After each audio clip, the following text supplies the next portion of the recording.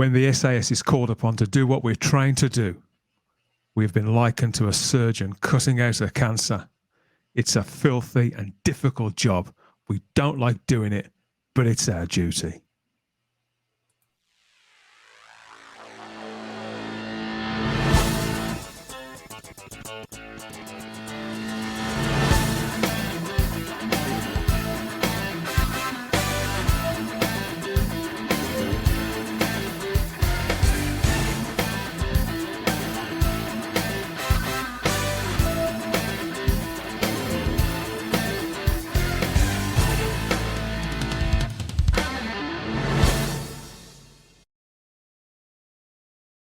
Welcome to Couch Potato Theater here on the Fandom Podcast Network. On Couch Potato Theater, we celebrate our favorite films. You may own your favorite movies digitally or on physical media. However, when they are on the air or on cable TV, you love what you're watching so much, you don't get off that couch. And that is the definition of what our show is all about. My name is Kevin. I'm going to be your host for this Couch Potato Theater, and we are proud to celebrate the 40th anniversary of The Final Option / Who Dares Wins. Yes, this movie has two names, and we'll explain why. My name is Kevin, and I'd like to introduce my guest for this special Couch Potato Theater. First of all, my brother from another mother, and also the co-founder of the Fandom Podcast Network, Mr. Kyle Wagner. How are you, sir? I do not have the right accent for this Couch Potato Theater. Now, Kyle, just real quick, you had never seen this film before. You literally just watched it for the first time, so I'm really excited to get your opinion on this. Well, I thought before I didn't have time to make up a proper cosplay because I was going to put on this full like gray mask with a red, white, and blue jacket and an Uncle Sam hat and do this crazy dance number in my introduction. But I thought better against it just for the viewers and the sake, you know. That was a wise decision. Now, I'm really excited for our special guest for this special episode of Couch Potato Theater because he's going to have a very interesting perspective on it. I'd like to welcome, first of all, our host of Type 40, Doctor Who podcast here on the Fandom Podcast Network. Please welcome Mr. Dan Hadley.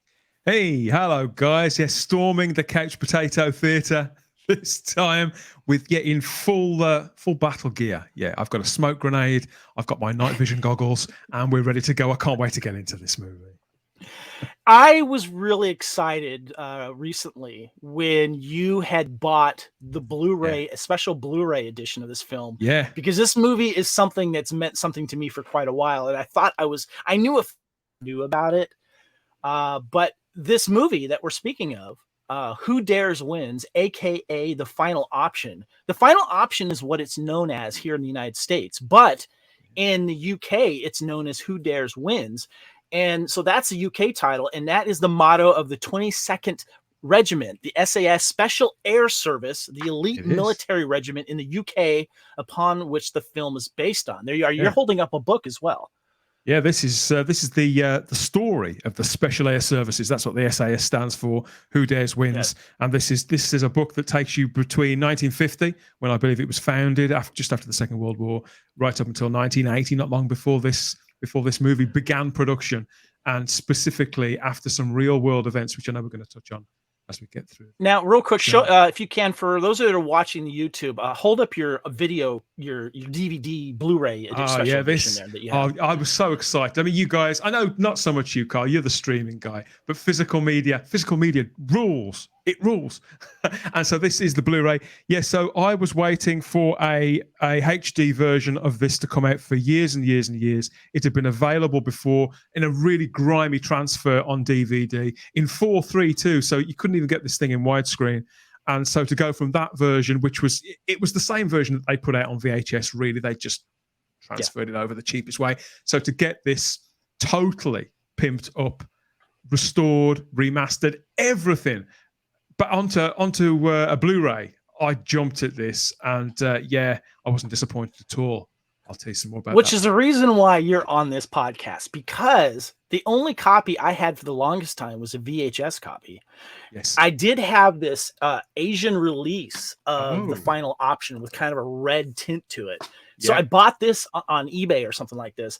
But when you had bought your copy, I'm like, well, I'm wondering, Now, I was thinking about should I get the Who Dares Wins UK version because I have region free players. I can play that, but I had to go for the Blu-ray of the Final Option just because I love the Final Option name on it. But and we'll get into that a little bit later. But I got to tell you something. That's a great poster as well. The artwork on that is absolutely stunning. I mean, do me a favor.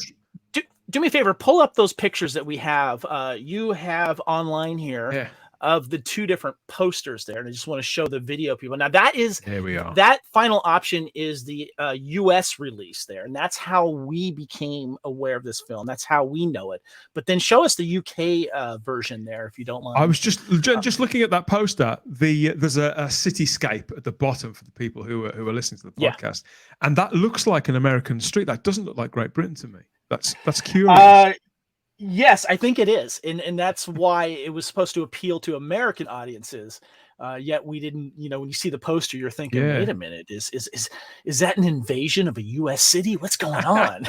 Because that is such a stark image though, isn't it? The front of your Blu-ray there with the mask, I don't know if it's a gas mask of some sort, but it's really, it's obviously because there's nothing there. There's no human point of reference. There's no eyes. There's no mouth. It's like they are a blunt instruments there to do a job. They're going to sort it out.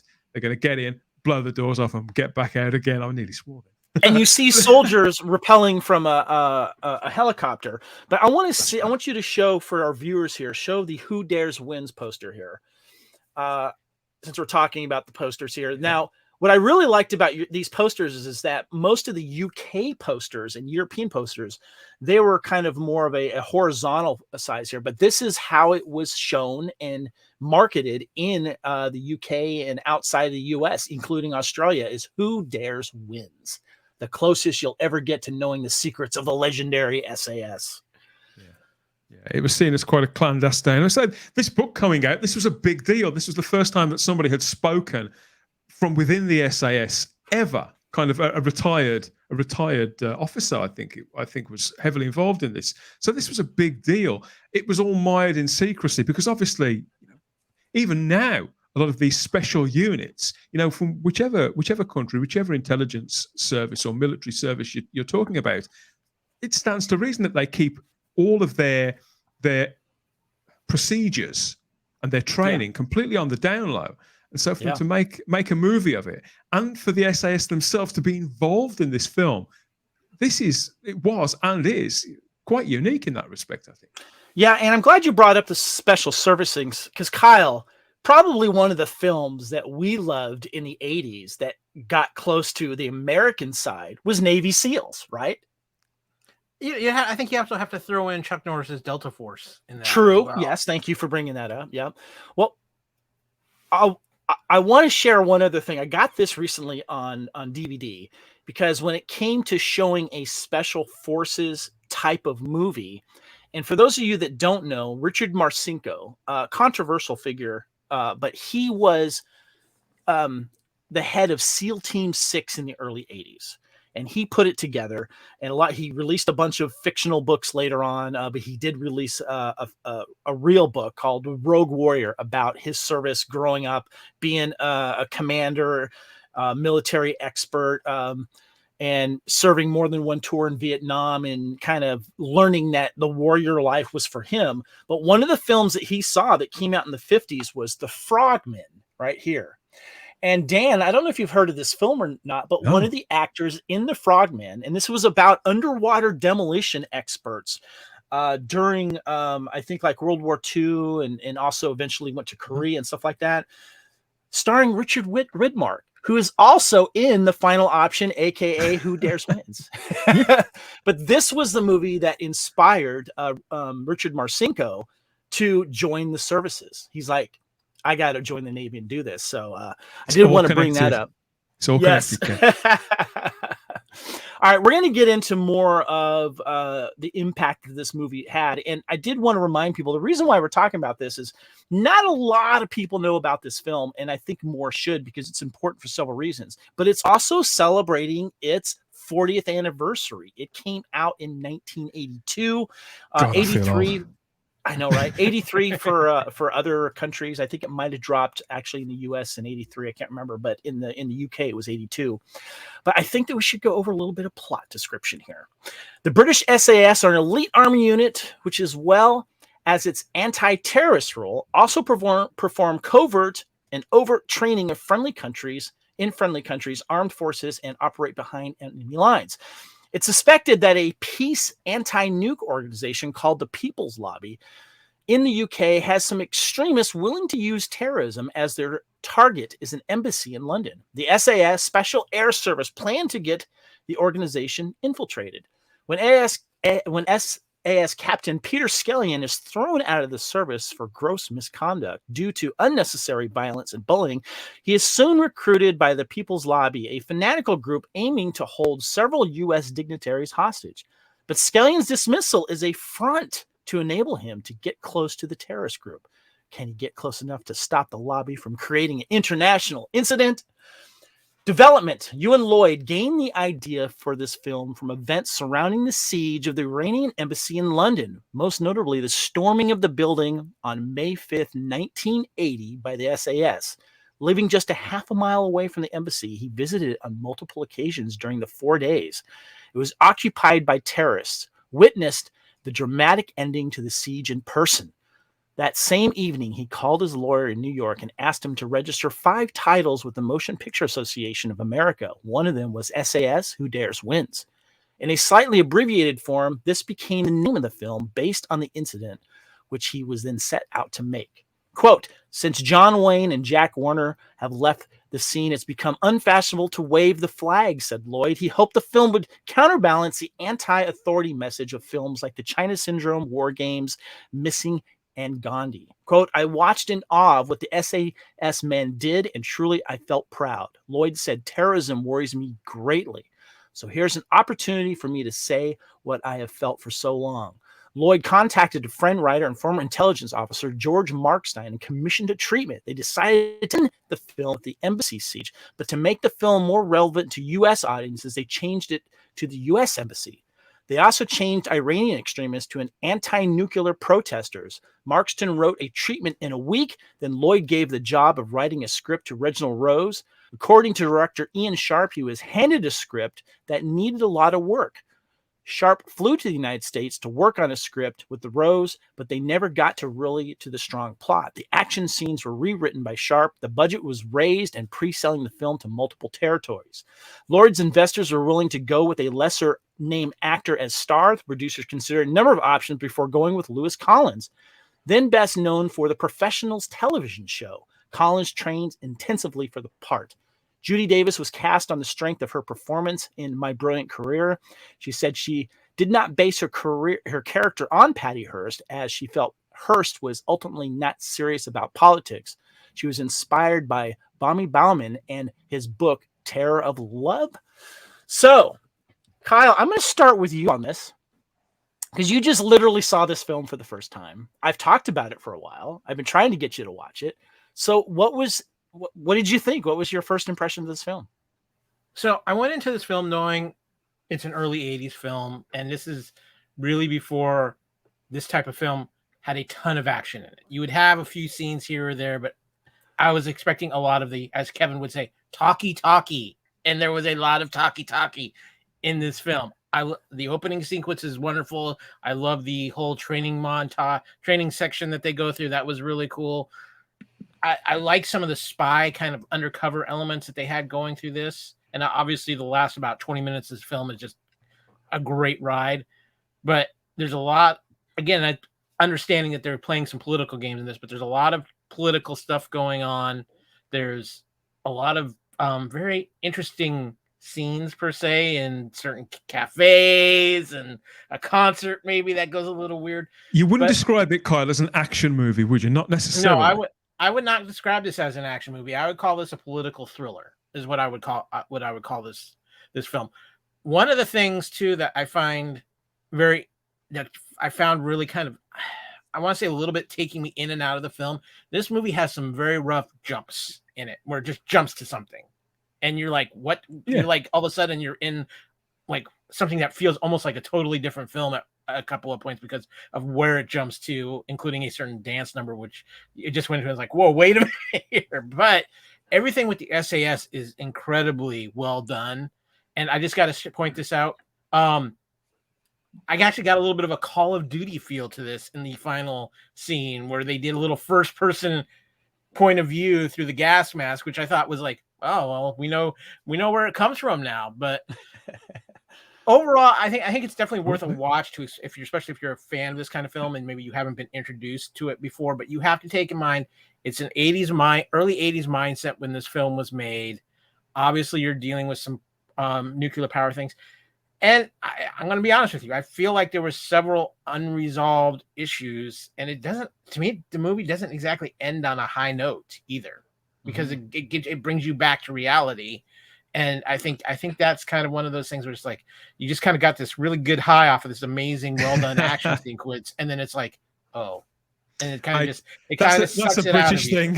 That's a British thing. And obviously there is that too. This film definitely has a very British feel to it, Mr. Hadley. I just got to, and how it's made and how it's acted. But like I said, I think if you're a fan of military type films and these special forces films, it's worth it for those moments and some interesting things with him in the undercover work. I just don't know if this is something I don't know if I'd revisit on a lot of occasions here. It's a good film, but it's not, I need to go watch The Final Option or Who Dares Wins again. Kyle, you brought up an interesting point. And Dan, yes, during this time, the threat of nuclear war was a heavy cloud over all of us, and, whether it was like, ducking under your school table in case stuff happens, and it was a huge threat right now. And the arms race and the Cold War was full effect right now. So Dan, I got to ask you, and I'm fascinated by your answer here, because you being from the UK, when and where did you first see this film, and what type of impact did it have on you? Well, it's still having an impact on me now after 40 years, Kevin. I mean, we're talking about it now, and hearing you speak about it, then I've just realised, and how Carl was describing it, and just us getting to the point of what is this film for, what's it about, and what genre does it fall into, the political thriller. And I've realised, yes, it does end in a very sort of in a bleak way, and that's because it is a cautionary tale. And as you're just saying, Kevin, it's anchored to a particular time. I wouldn't describe this film as timeless. I think it's something that you can continue to go back to and see. Unfortunately, because of the way the world, we do tend to move in cycles and repeat, don't we? A lot of it is still relevant today. But it's the fact, the title, that American title, The Final Option, how these resources, the way this plays out, it's the final option to solve this problem after all diplomacy has been exhausted, that this should only ever be a final option. I think that's part of the cautionary tale too. But yeah, so this film's been in my life for a very, very long time. Literally since it was released. It was in Great Britain. I mean, it was the certainly one of the biggest films of that year, and this was the year in which E.T. and Gandhi were both released. So it's big. There's some big hitters, but this film was absolutely huge in Great Britain at the time. It starred the right man at the right time, somebody who was a huge star, one of the most recognizable people on TV.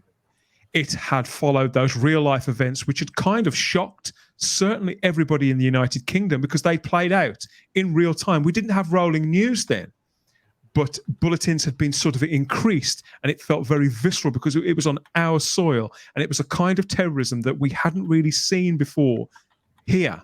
So that had hit home too. The SAS had kind of, in the same way that ninjas would go on to as well, they'd caught the imagination of people, and even of children. I was a little kid when this came out, so it was a perfect storm of all these cultural elements, and it would go on to be a sort of cultural touchstone, because the title of the film, Who Dares Wins, we know that's the slogan, the motto of the Special Air Services. And so this film had this extended life because VHS was just breaking out in this country, so it did very well on VHS too. But that phrase, that title, "Who Dares Wins," that became the catchphrase of another character on another show altogether, a situation comedy. Again, one of our biggest sitcoms picked up on that as a running joke. So this film became a huge cultural touchstone. And so I was right in the middle of all of that, even though I was technically about 10 years too young to see this. It was a certificate AA, which meant it was strictly for only adults, Kevin, but it made its way through to me in the playground because there was a lot of excitement surrounding it. Did you see it in the theater with your parents, or did you have to wait till later to watch it? No. There's no way. At this point in our cinemas, it was a couple of years before they changed the certifications to U and PG and specifically age-related. So this was certified AA. No children were allowed to see this film under any circumstances whatsoever. And so I had to wait. I think having said that, I saw it the year after it was released when I was about 9. So I saw it on VHS. I saw it on a rented VHS tape. And because at the time, tiny little video VHS, mostly VHS stores had popped out, VHS and Betamax tapes to rent. Tiny little shops were popping up all over the country. And we would, as the pickup of VCRs really started to boom from, I'd say, between 83 and 85, it did really, really boom. So did you have to rent your VCR like some people? Did you have to rent your VCR? Yeah, like some people we rented ours. Rented a top loader for several years, and this was one of the first films that we got because my stepdad at the time, he was really into those big war movies. You know, Richard Widmark. He'd recognized he was in it from all those films you were talking about. But I think it was a film that we all wanted to rent pretty much straight away because it had done so well in the cinema. The poster, I mean, you saw the poster for Who Dares Wins in particular, that shadowy figure. It had become a representative of something. I won't use the word iconic because that gets bandied around quite a lot, but it's a very arresting image. And the film had this huge impact. So renting it on VHS, it was the kind of film that certainly I and my younger brother knew that we weren't supposed to see. And there's always an allure to that too. But we did watch it as a family at home. So, what's really interesting to note during this time was earlier for the United States in November 4th of 1979, the Iranian militants stormed the U.S. Embassy in Tehran and took approximately 70 American captives. And this went on for a while. And this was towards the end of Jimmy Carter's presidency run. And was probably one of the reasons why he wasn't reelected because of how it was handled.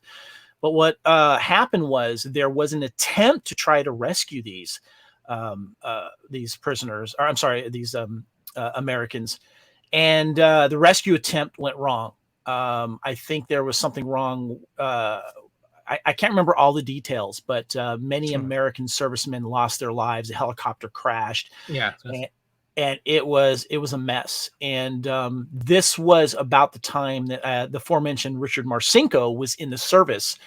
And he wasn't part of that, but they learned a lot from that process on how not to do things and not how to react to a hostage situation with terrorism.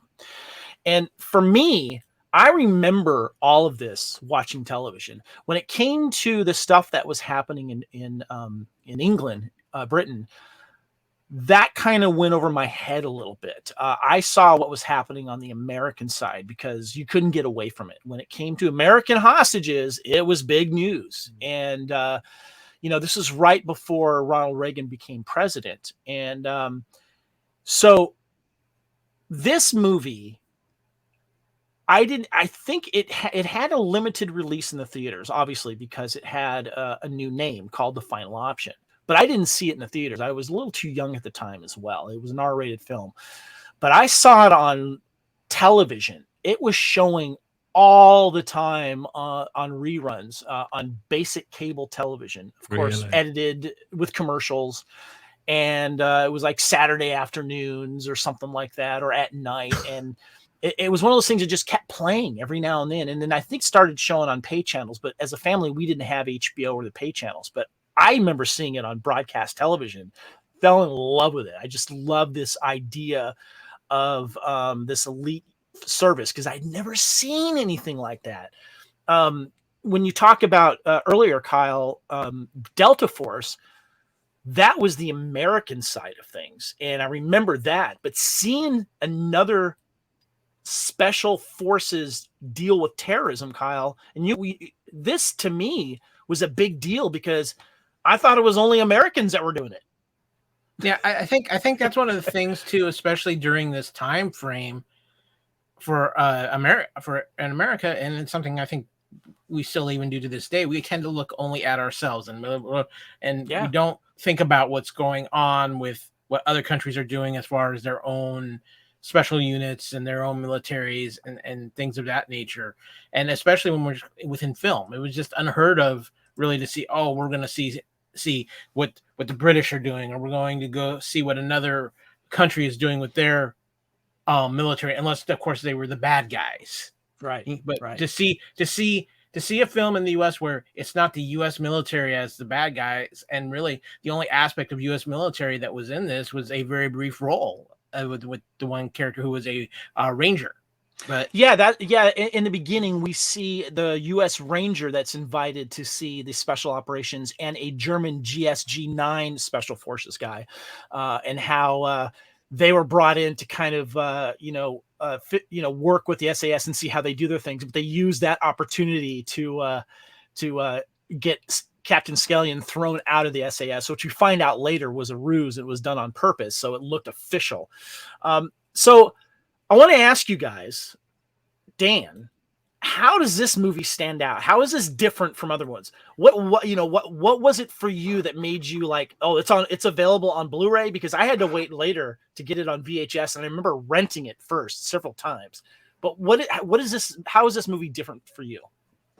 I mean, here and now, why I had to jump on the Blu-ray was simply the fact that every time I've seen the film over the last 20 or maybe even 30 years, I've been aware that each time I've watched it, it's looked more and more disheveled. When I first saw the film, when I was however old, I said I was like 9 or something.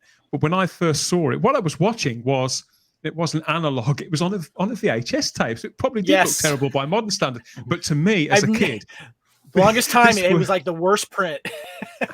It was very, very grand. But at the time, context is everything. And at the time, this film seemed so alive. It was so visceral. The entire nation, we all loved Lewis Collins anyway. But there was the allure of that. But I think it was the fact that the film was so hard hitting. The fact that it was that when the action comes, it's great action, but the drama, the political intrigue, the cat and mouse of it, that's really quite intense. And it's all so close to home at the time. I think it follows in the tradition of the kind of entertainment that we had on British television, probably since the mid to late 60s. The fact that George Markstein wrote the screenplay for this, that's not a coincidence, because he was mired in all of that in shows like Callan and Z-Cars and The Prisoner. He was a big part of that. So that's not a surprise at all. It follows in that tradition, but it being theatrical and getting that certificate that it wasn't family viewing meant that it could not necessarily be gratuitous. I don't feel this film was ever particularly gratuitous, but it is uncompromising and it is ugly. And I think it's powerful too. And I think when you see something like that at a very impressionable age, when, I'd watched Starsky and Hutch and things like that, and British shows along the same sort of, with the same kind of lightness. When you compare a film like this to TV like that, this is going to stand out. And obviously seeing it in the comfort of our own home, in the same living room that we'd watch those shows on, it just made this huge impact that has stayed with me. So part of it's nostalgia, of course it is. Kyle. I just want to bring up an interesting point with what Dan and Mew seeing it at the ages you saw it at, because I think it's a very interesting age to see that, because you're still young enough, you have your childlike views, but you're starting to become aware of the world around you. Yeah. Mm-hmm. And so to see something like this probably opens a lot of questions and a lot of thoughts in your mind of like what really is going on in the world. And like you said, Dan, you probably were a little bit too young to see that, but that's the case with most of these 80s films. We were all a little too young to probably watch these at the time we did. Yeah. But I do think it's interesting when they film like this, when you watch that at that young age, because I do think in ways this probably exposes you to some things in the world that you weren't necessarily aware of. And Kyle, I it's think, funny you should say that, because hearing you guys, both of you, talk about it earlier on, had brought things back to me. How a few years before there'd been some American hostages on a 747, hadn't there? And that I was was actually a little bit headline news. after, I think. There was, was that yeah, after? there was. I thought it was There before. was a lot of planes being taken over in sky. Because I think the one I'm talking about must have been 1980, because that was the year that John Lennon died, and I know that John Lennon passed away. It was effectively a siege on a plane, and I remember asking my mother about that these people had been taken hostage, and my mother explained to me what being taken hostage, what that meant, the fact you held against your will under threat of violence. And I remember that sinking feeling and registering that, Kyle, how a young mind would try and relate to that. Who would do that? Why would anybody do that? What would that be like? And you process those things over an extended period of time, I suppose, don't you? Yeah, I think so. Yeah. Well, let me ask you real quick, Kyle, does this film stand out at all since you've only seen it for the first time? Now that you have a little understanding of what Dan and I were kind of going through when we were learning about this, the point that you just brought up? I think if you grew up in that time, this film definitely has some standout things to it. I think if you're somebody who was born, say, mid to late 90s and forward, this film probably just goes, okay, whatever. But I think there's more effect if you were growing up, you were alive during that time and actually experienced some of that stuff while it was going on, and you have a better understanding of what people's mindsets were at the time this film was made. I think that really and I think that's the case with a lot of films like this in the early 80s, where it's more of you have a better appreciation for it because you were in that mind, you grew up around that mindset and you understand it. And I think that's a generational thing with any movie. You don't necessarily get a full appreciation for it unless you live during that time, especially with movies like this. Right. Yeah. Well, we've discussed a little bit about the poster, but Dan, if you could, for our YouTube viewers, if you could bring up the final option poster real quick here for me, because there was another poster that I found, and I think it's the one that you have there, and it says the 60-second war begins now. In the next 60 seconds, an embassy in the hands of terrorists will be recaptured by a fighting force trained to attack without warning, kill without hesitation, and disappear without a trace. They are the final option, and their time is now. And I wanted to bring this up real quick because there's, how you mentioned earlier, Kyle, that this does not have a happy ending. And that's one of the things that was happening a lot in films, where films would come out, TV shows would come out, and it wouldn't necessarily, each episode of the show or the movie, it would have an anonymous ending. And there's that scene at the end where the SAS have stormed. They meet up with Captain Skellion, and he picks up one of the dead terrorist MAC-10 machine guns, and he pauses for a moment when he meets Frankie, the girl that he's kind of having a ruse relationship with, as I saw. And he pauses for a moment when she presents herself, and then his comrade just shoots her down dead. And so, and that's interesting because you would think that she would get in some final last words like, I'm not going to go down, or, you guys are all going to die. Nope. Nobody speaks, Kevin. No, not a word from anyone. It's all in the eyes. Yeah.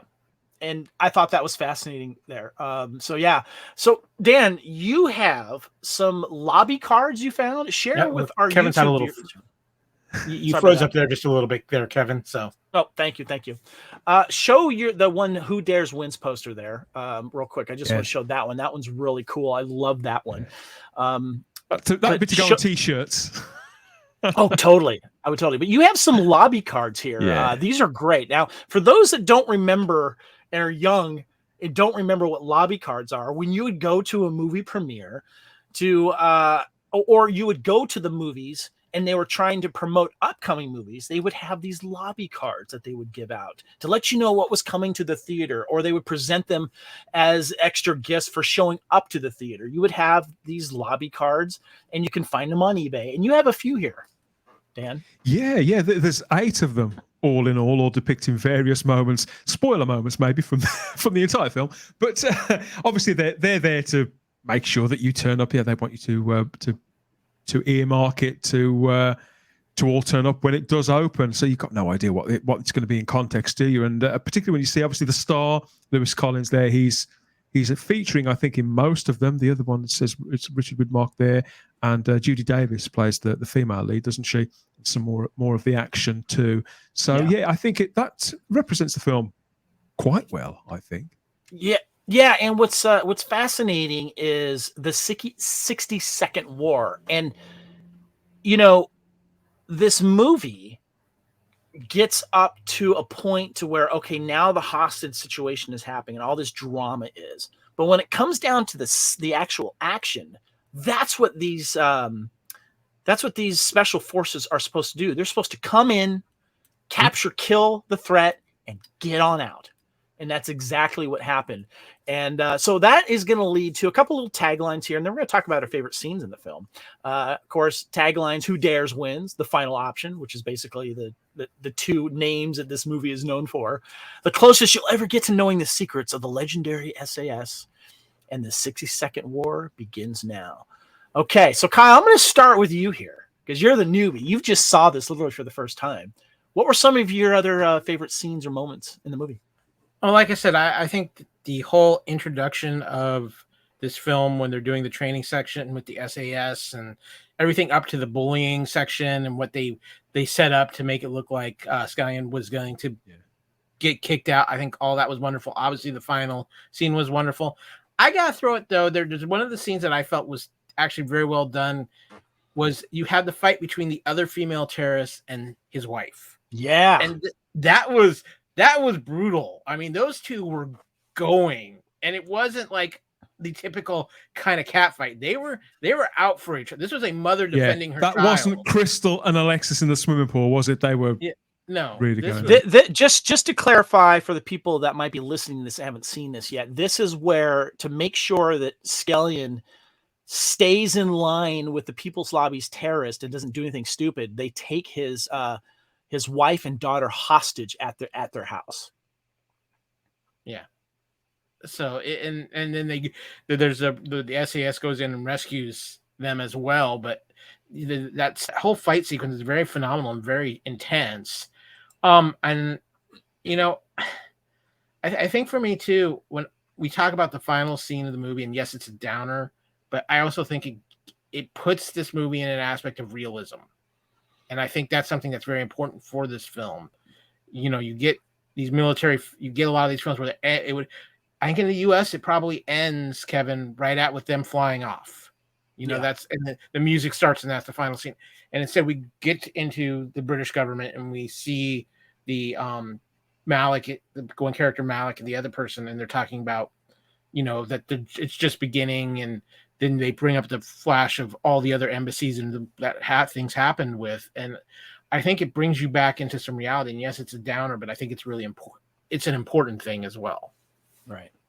Yeah, it was important. It didn't end with a high five moment because people had lost their lives. And although it isn't a real life event that's been explicitly translated, that people are taken hostage and people are killed. And yeah, I think it's a responsible film in that respect. Dan, what are some of your favorite scenes or moments in the movie? Oh, I don't know where to start. I like some of the corny stuff. I love the scenes where Skellen is trying to contact Commander Powell, played by Edward Woodward, who's waiting outside, a Callan, the equalizer, depending on how old you are and which side of the Atlantic you live on. He's either Callan. We know who the equalizer is. I do. So the equalizer is waiting out there, isn't he? And Skellen, he's trying to get a message back to him, and he's sort of using a light, isn't he, to send Morse code messages to him. So it's all those little moments where the tension starts to rise up. But I think the scenes that I enjoy the most, any scene involving Judy Davis, I think she is sensational in this film. Yeah, she's completely believable. An Australian actress. She's still around now, still acting now. And my God, she really inhabits that part. Really sells you on this character, this And like a lot of the best villains in movies, you know, she's vile in some respects, and yet they go to some lengths to show you where she comes from. So that anything where she is explaining her MO, and when it brings her into conflict with Skellen, and specifically when the hostages have been taken, it shows how far she's willing to go, and how easy, you know, the tension is so high, and how easily fractured it is. And how quickly blood can start being spilled. So it's all those moments they're the scenes that had me.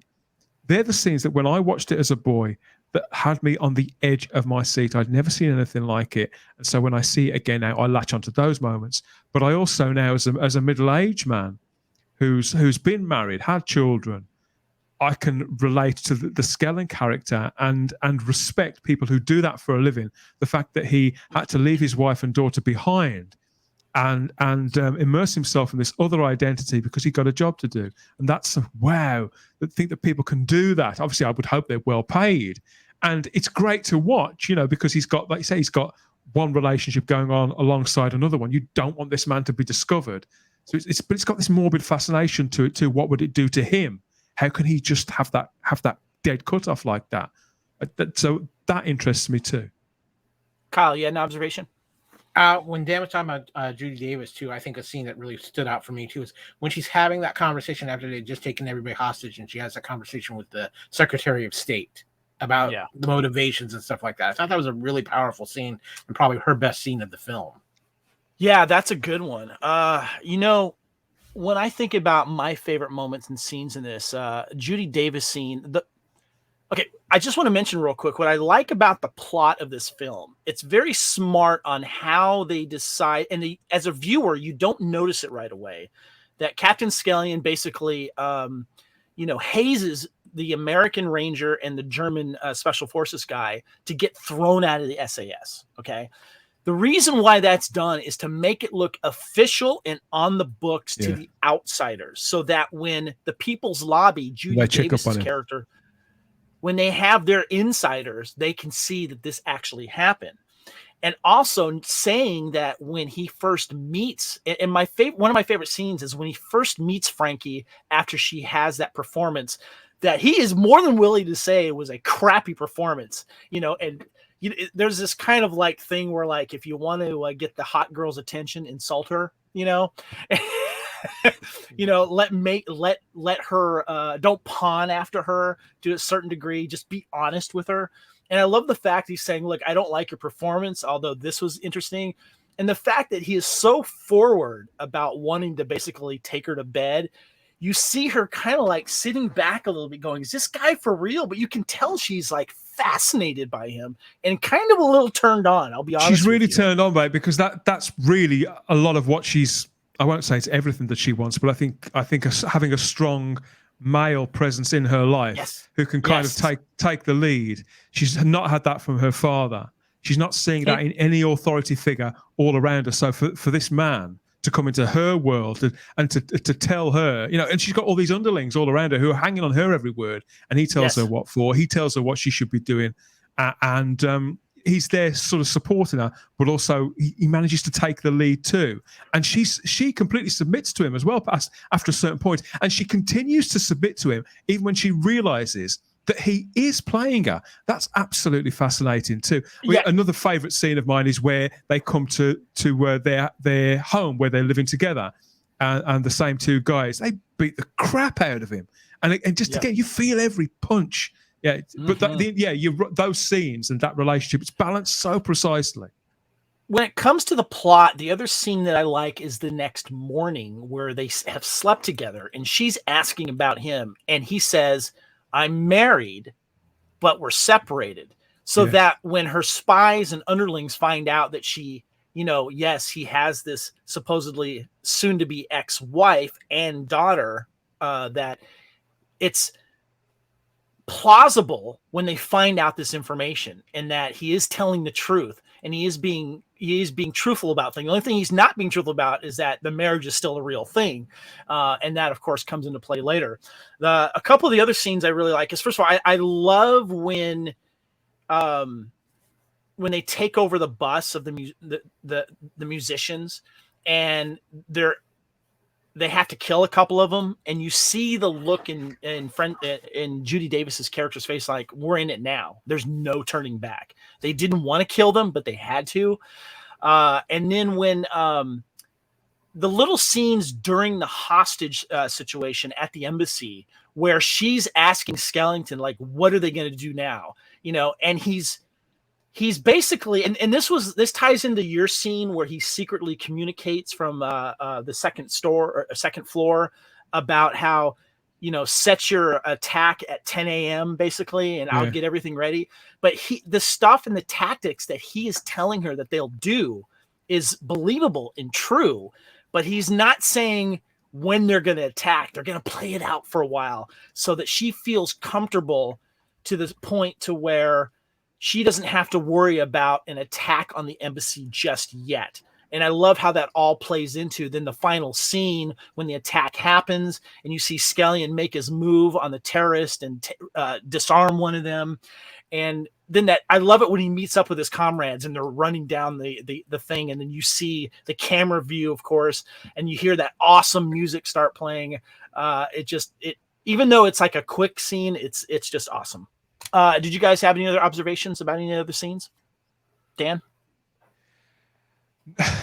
It's not really specific scenes as such, but for me, going back to this entire film, really, and it's when I say that every time I watch it, I get something new out of it. I think as somebody who lived in Great Britain, not in London, but in Great Britain, when it looked like this, it's the Great Britain in this film doesn't really exist anymore.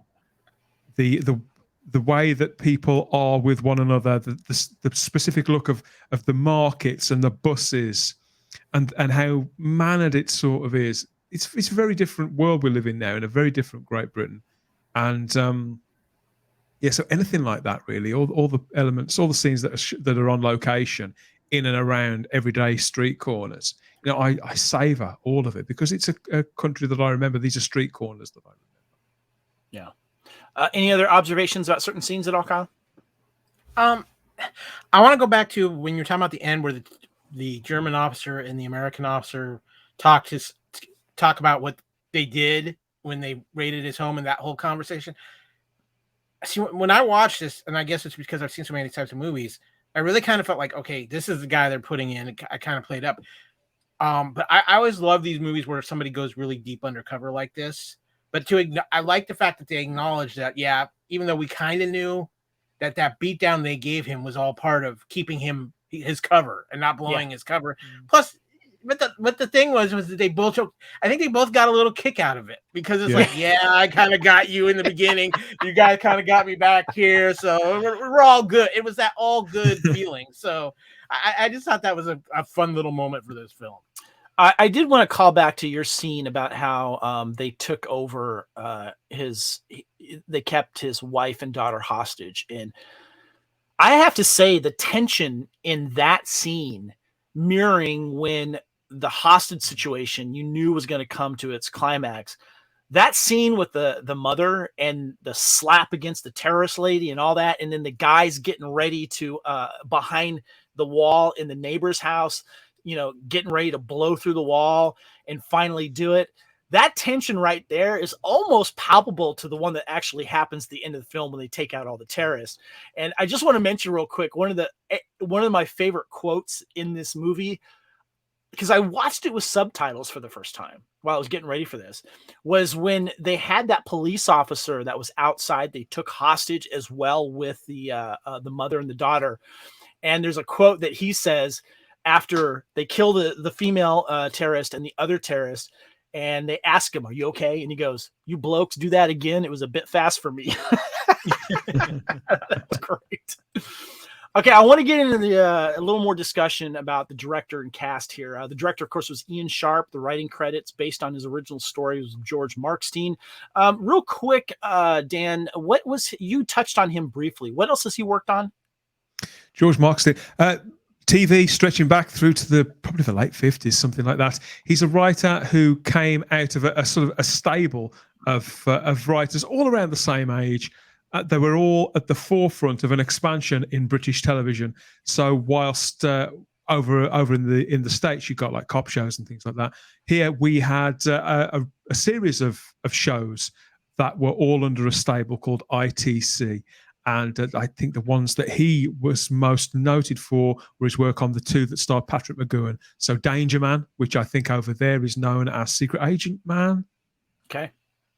He started around 1962. Gotcha. So there's Danger Man, and then he worked with McGoohan again on The Prisoner.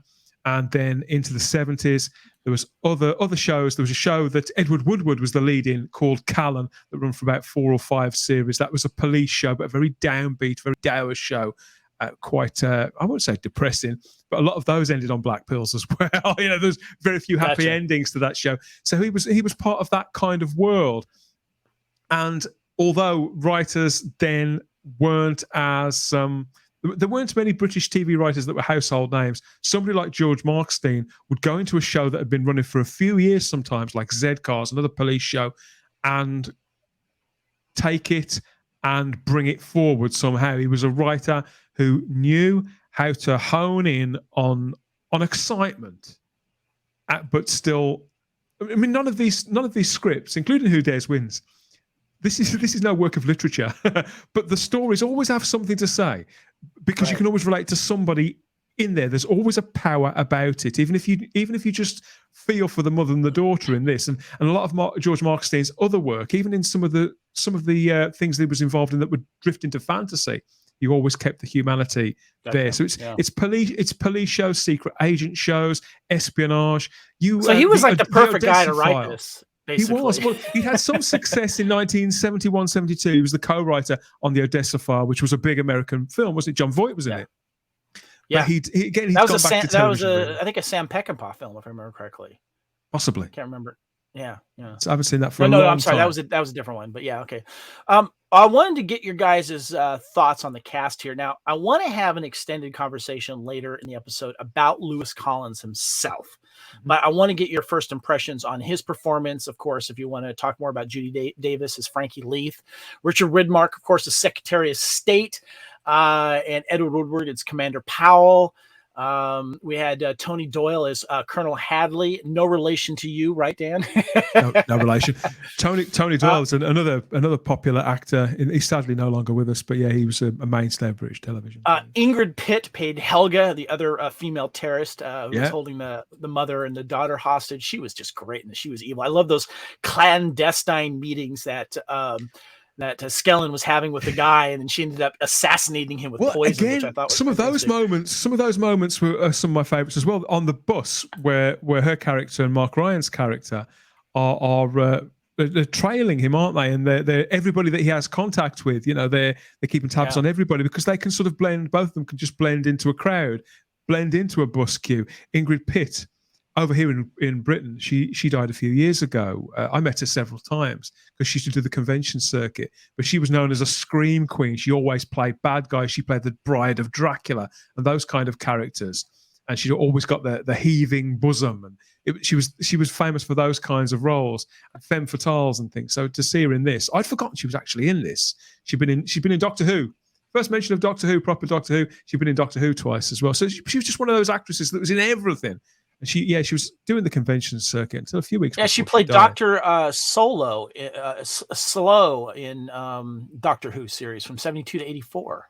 She was in. That was in 1984. There was a story in 1972, and then she came back playing a different character in 84. And she was just that kind of actress. Again, synonymous with horror films, really. What did you think of Lewis Collins' performance overall? And we'll get more deeper into him later. In this, Lewis Collins does what Lewis Collins always does. He is, as an actor, Lewis Collins was never stretched too much. He knew Lewis Collins was a star. Let's put it that way. He was a star first, an actor second. He's a physical performer. He was a real life tough guy. He was in the army himself. He had a pilot's license. He rode motorbikes. He was a scuba diver. Sounds like he was a man's man. I love it. Very, very much so. And so to put him in a role like this, he could probably have played this part in his sleep. I don't want to sell him short. The man had an incredible career, and had done a lot of theatre in the late 60s into the 70s. His success was well earned. He did work his way up through sitcoms and things like that. But this is a very Lewis Collins part, and he plays it in a very Lewis Collins kind of way. Gotcha. And All I right. think the reason why, at the end of the day, as good as Judy Davis is in this, as good as Edward Woodward is, people like Woodward and Tony Doyle, they're reliable, they're dependable actors.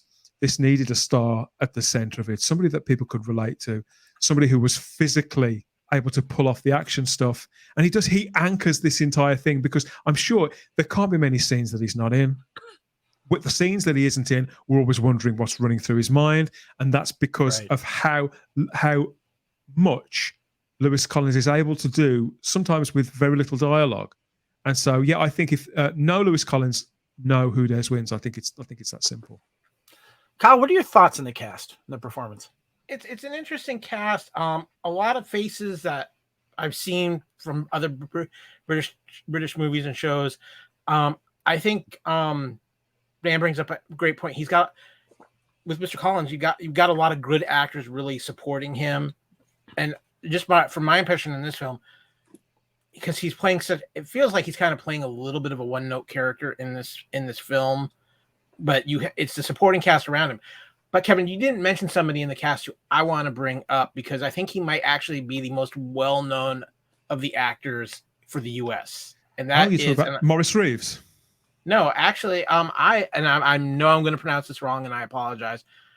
Aaron Apolli, who was in The Mummy.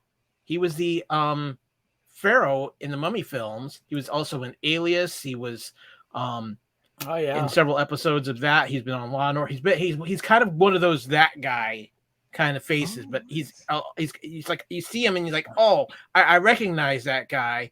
And I think and even the little brief scenes that he's in this film as kind of like the behind the scenes puppeteer supplying the financing, everything, he just feels slimy. Oh, I know who you mean now. Yeah, he's always played Malik. He's played some bad guys. He was also in American Ninja 5. Yeah.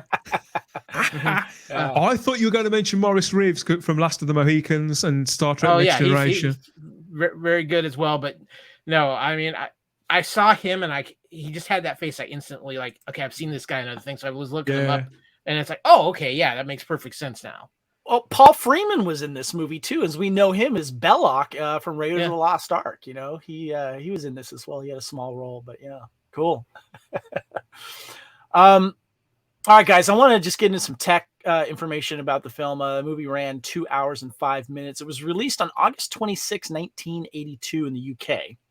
And according to my research here, it did release later in the United States in September. The budget was around $6 million.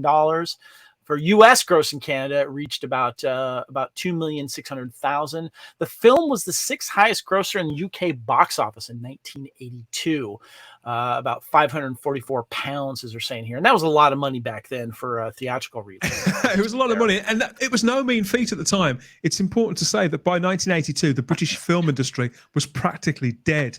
Mainly because of you guys. You'd made much better films than we had for probably about 12 years, and the British film industry had just gradually, the bottom had fallen out of it completely. So for a film like this to be released and do so well, it's I wouldn't say it set a new trend, but it got a lot of attention.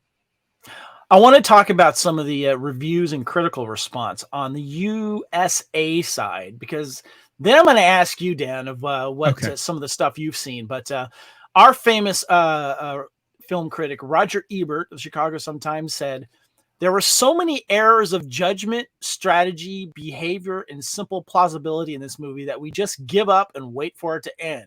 You know you're in trouble when the movie's audience knows more about terrorism than terrorists do." Ouch. Ouch. I did go to Rotten Tomatoes. There wasn't any critics that went to did it, but there was a 71% audience score. So obviously the audience, which is what matters to me personally, they're in favor of it. The Washington Post enjoyed the final assault, describing it as a pip, and praised the authenticity of the action sequences, but thought, quote, "an awful lot of talky, slack footage accumulates before the whirlwind payoff, and that the storytelling rhythm is defective. So they agree with you there, Kyle Tucky. And the last thing says here, within days of the film's release, producer Lloyd received a phone call from Stanley Kubrick praising the film and calling the casting of Judy Davis inspirational. This claim has been strongly contested by Kubrick's assistant, Anthony Fairwin, saying that, quote, Lloyd as the gunnery sergeant in Full Metal Jacket would say, is blowing smoke up our arses. That this film and this antithesis of everything Stanley stood for and believed in. So, you know, depending on who you believe, I kind of like the idea of Stanley Kubrick liking it, so I'm going to go with that. Okay, Dan, what did the UK press think of it? What do you got for us? They were largely, if you think that was harsh, UK film critics at the time. This was before magazines like Empire came out, and so critics in this country were largely relegated to magazines like Time Out or publications like the London Evening Standard and things like that. So film critics tended to be very, very highbrow, and they would have been. And there was a film show that was on in this country for decades, and it was just called Film, and it would change. It was called Film 82, 83, 84, whichever year. It would just change its name to roll on. Always presented by the same guy, Barry Norman, and he was, generally speaking, he was quite unforgiving of how can I put this, of undisciplined films, and yet he was positively kind compared to a lot of ones that would review film in the press. I think the general feeling was that when it comes to Who Dares Wins and films like it, is that it is populist, and populism was seen as a dirty word then. I think it was also seen as a film that was playing to that was simplifying something for a lower denominator than need be, and was also coming along at a time where because of the rise of the VCR, where we had that sort of bracket of a video nasty, and that bracket of being a video nasty that expanded to encompass films that I learned about nasty. that. I learned about the video nasty list when last year my wife and I did the horror movies of 1981, and how a lot of these were banned because they would get on that video nasty list. So did this one go on the video nasty list? No, it didn't, but it was a close run thing. I feel. Okay. It was because it was for a long time, until this Blu-ray. In fact, the versions available on home media from the late 80s until now were cut. This is the first time this has been available uncut since it was in cinemas, or that very first VHS release from Uncut. Rank. We like that. Snipped for some of that more visceral action. So the general tone was that because it was a populist film, that it was therefore unworthy of too much attention. And I think that's unfair. I don't think there's anything wrong with populism up to a point. I don't think this is irresponsible in the way it goes for its audience. It does its job in 2 hours. But I think that audience score that you were talking about, that is reflective of how the UK population felt about this film. In fact, probably more enthusiastic than that. As word got around about it, and more people, it had done well at the cinemas, obviously, but as more and more people rented it, more and more kids of my age saw it. It's a film that we would rave about all the time. So I can't say too much about how the press would have received it, but on what I do know about the British press at the time and about film critics, yeah, it would have just too populist and too simple. Gotcha. But obviously, it got its press and magazines and other lots of magazine coverage. Stuff, yeah. A lot of magazine coverage at the time, which focused on, particularly the star Lewis Collins, because he was a star.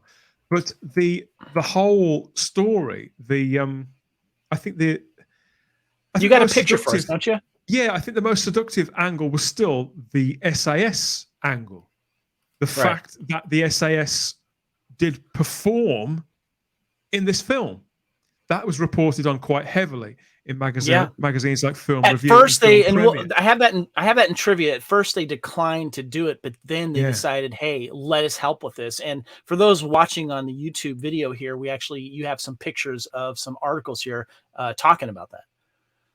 Yeah, and this is the Ewan Lloyd goes through the story behind the making of the film in this article from Film Review here. But as you can see, there's that big sort of flashcard, the SAS at work. And because people have been they've been dumbfounded by the scenes at the Iranian Embassy, and to see it sort of recreated and turned into this movie, that's what got a lot of people's attention. I think there's probably a generation of young, say, teenage boys in particular that had joined the Territorial Army because we wanted to join the SAS, become one of the paras, and learn to fight and to take out the bad guy in 60 seconds and be the final option. You have a couple other articles there, right? And they're all along similar lines. The SAS are my heroes, says tough guy Lewis Collins. So that leads with the fact that it's an interview with Lewis Collins himself. That's great. I love that picture. He's just like he's got his cap on there and he's looking all serious as his character. I love that. It's great.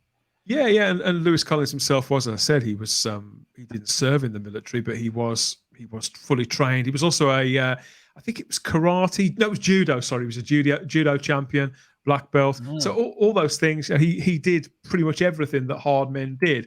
I've got some more here. Yeah, so this is some of the coverage here on screen. So that's October 1982's edition of Film Review magazine.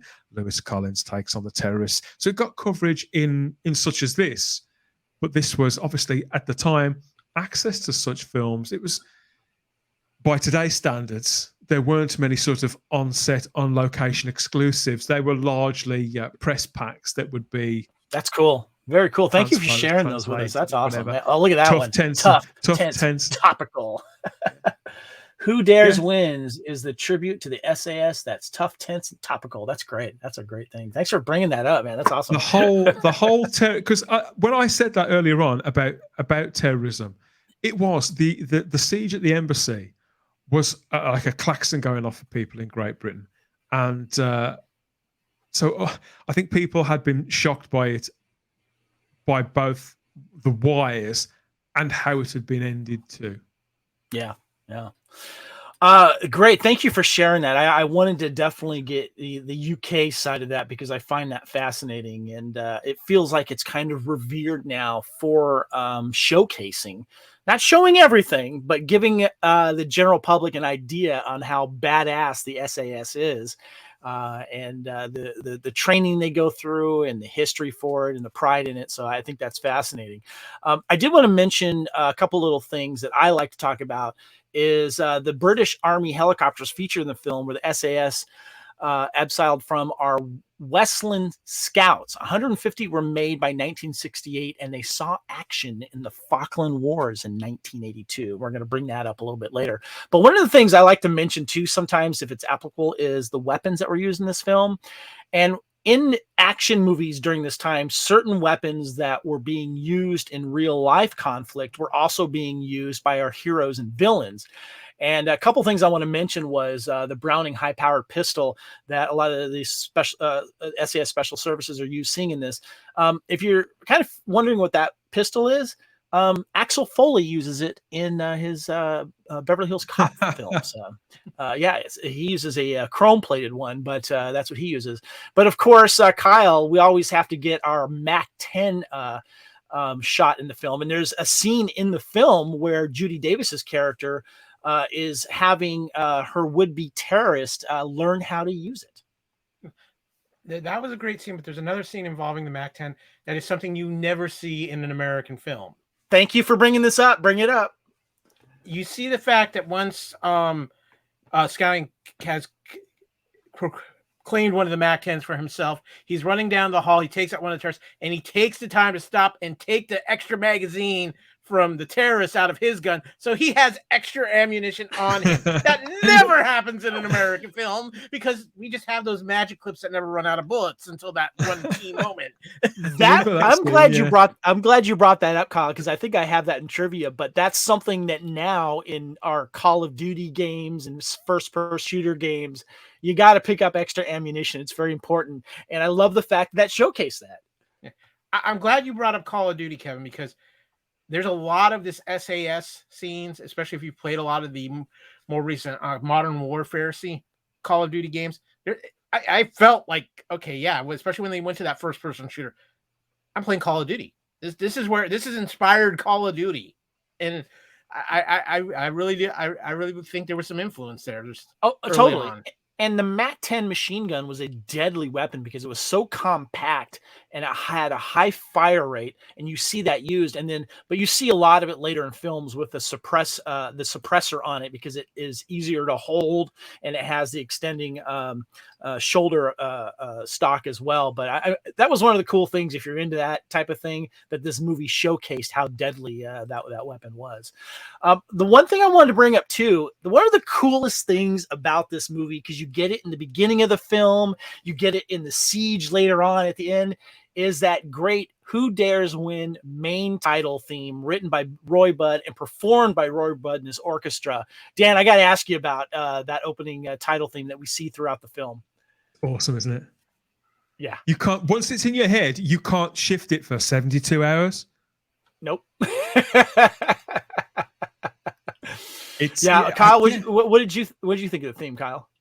Oh, I was like, that's the one thing that was like, oh, this is almost American 80s music here. I mean, this is like when that theme kicks in, not only there in the opening and closing, but also the music they use when they are loading up the choppers and they're about to go on to, they're headed to the embassy. I'm like, oh yeah. This is 80s. This is the aspect they're trying to pull in some of that American audience with the music here. Briefly, Dan, this is filmed in and around London, UK. Was some of the locations bringing back some memories for you? Well, yeah, I went to London actually around that time. I think the first time I went to London would have been the year after that. And yeah, it's just as I remembered it. Really, I mean, London changes like everywhere else does, and as I said, the things that I latch onto are more the buzzes and the way that people are dressed and the normal street corners. But yeah, it makes you feel maybe a little senior, but not just when you clock the fact that it's 40 years old this year. But when you see, and it's not even just fashions either, it's the little things that are in the average home that people are using in the average kitchen and things like that. So that's kind of what I latch onto more so. All right, guys, we got some more discussion. We're going to do some trivia, but we're going to take a quick break and let you know what other great podcasts are here on the Fandom Podcast Network. Thank you for listening. We hope you're enjoying this podcast. We'd like to continue to feed your ears by inviting you to listen to these other great shows on the Fandom Podcast Network. It starts with our flagship show, Culture Clash, discussing the latest in entertainment pop culture. Bloody Kings, Immortals Take Notice, our show covering the entire Highlander universe. Couch Potato Theaters, where we celebrate our favorite movies. Time Warp, the Fandom Flashback podcast discussing a year in movies and our favorite retro movie and TV pop culture topics. Good Evening, discussing all things Alfred Hitchcock. Union Federation, our Star Trek and Orville show. Hair Metal, the 80s and early 90s rock metal podcast. Type 40, our show covering the time-traveling Doctor Who universe with host Dan Hadley. Lethal Mullet, an 80s and 90s action film podcast with host Adam P. O'Brien. Also check out the Lethal Mullet Network for more great podcasts. What a Piece of Junk, a Star Wars podcast with hosts Scott, Derek, and Nathan. Making Treks, a Star Trek podcast, a deep dive into the final frontier with host Mark Newbold and Adam P. O'Brien. And check out our newest shows, The Fandom Show, our monthly Fandom Podcast Network live YouTube exclusive show about the month's hottest topics in fandom, and the FPN True Believers MCU podcast, discussing the Marvel Cinematic Universe and the related Marvel television and streaming MCU universe, including the connections to the original Marvel comics. You can find the Fandom Podcast Network on several platforms. Please subscribe to the Fandom Podcast Network YouTube channel to receive notifications of new podcast episodes and live events. You can enjoy all of the Fandom Podcast Network audio podcasts on our master feed at fpnet.podbean.com. The Fandom Podcast Network is on all major podcast platforms, including Apple Podcast and iTunes. You can find the Fandom Podcast Network on Facebook. You can email us at fandompodcastnetwork@gmail.com. You can also find the Fandom Podcast Network on Instagram at Fandom Podcast Network and on Twitter at FanPod Network. Thank you for listening, and remember, respect others and enjoy your fandom.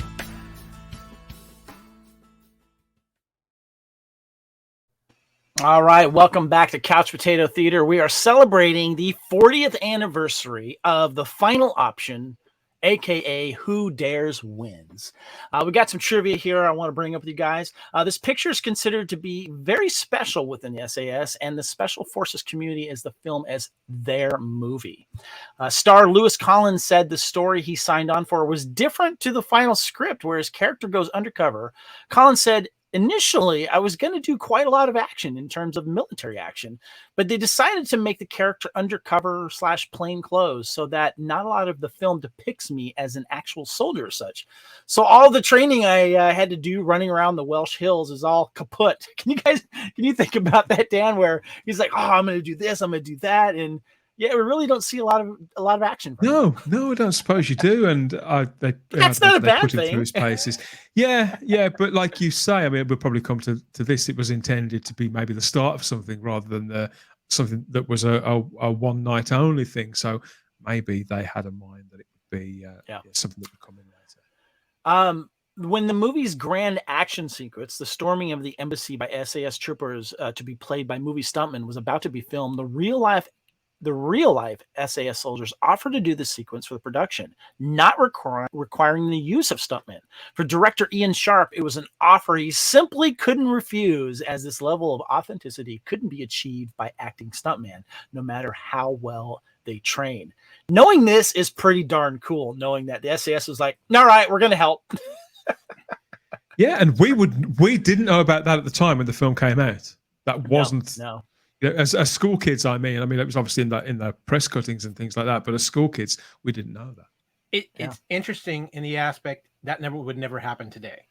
You would have specialists on, but there was no way the military is like, no, too many people can see this now. Where back then, it's a movie, but it's not like it's going to be on access completely worldwide, like readily available, where somebody can just pop on the internet and hit play and watch our current. There's several people in Hollywood that have enough juice to where they can get a certain amount of military help with whatever movie they're doing. Tom Cruise is one of those, and whether you hate him or like him, Michael Bay too. Michael Bay has always been able to get military help for whatever he needed. So, and I'm sure there's other well-known, directors and actors that could do that as well. Apparently, this movie was one of former actor and U.S. President Ronald Reagan's favorite film. Producer Ewan Lloyd personally delivered a print of this movie via Concorde jet to Camp David so Reagan could watch the film. Reportedly, Reagan allegedly thought it was the best movie ever made about terrorism he had ever seen and congratulated Lloyd. I kind of believe that. Yeah. It's a great story.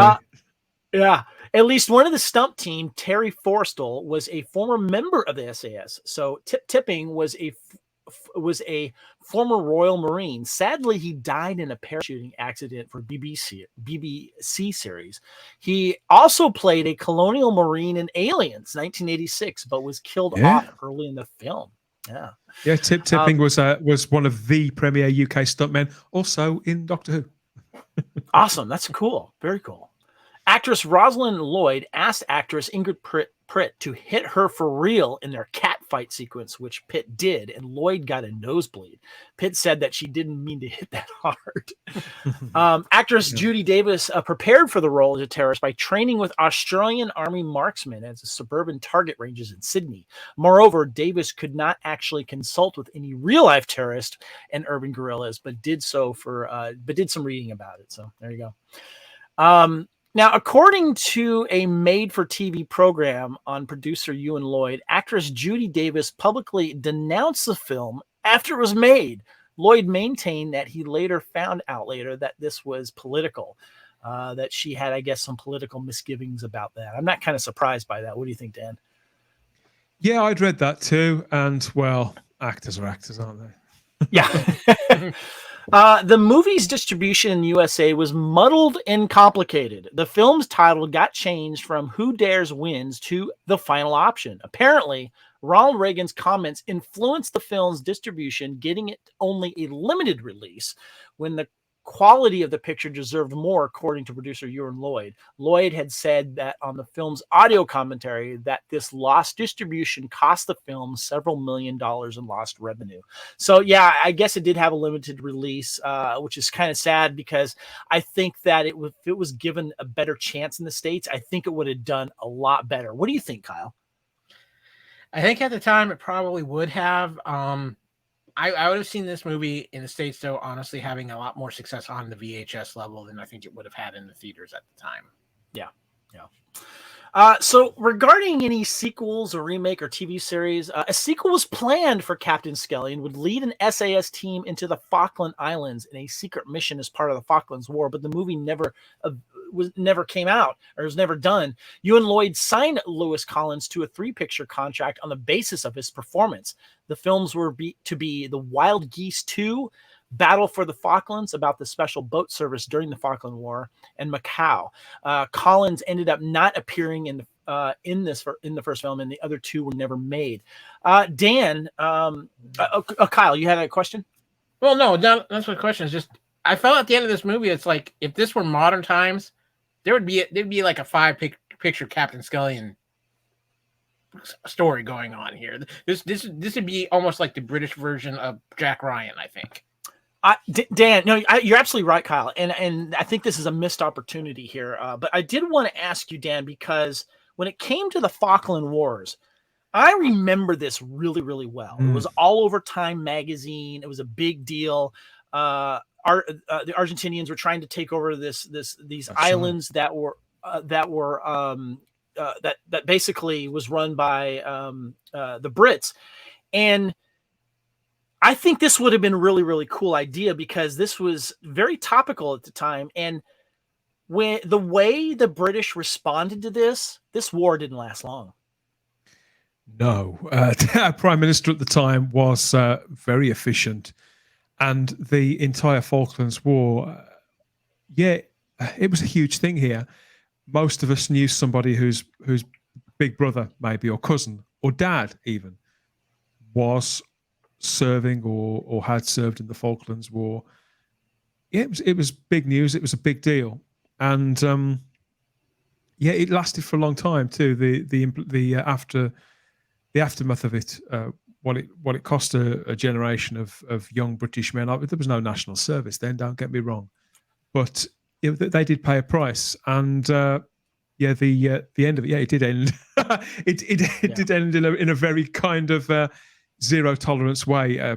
Margaret Thatcher did not take any what, and it was fast and brutal. They got that island back. The special forces were heavily involved in that. So I can see why, as that was kind of the next big military story after the Iranian Embassy, why the same team would look to that, which had been bigger in every sense, both politically, as regards news, what would you call that? As regards current affairs, it was bigger in every way. So to make, obviously, when you make a sequel to any film, you should be making it to be bigger and have more impact than the one before. So it makes perfect sense that they'd look to the Falklands War afterwards, and that would have transferred perfectly to. Yeah, that would have been the perfect platform to do that, because I was having a discussion with someone my age recently about the Falkland Wars, and he had no idea. He couldn't remember it, and I think it's become this forgotten conflict among a public in general.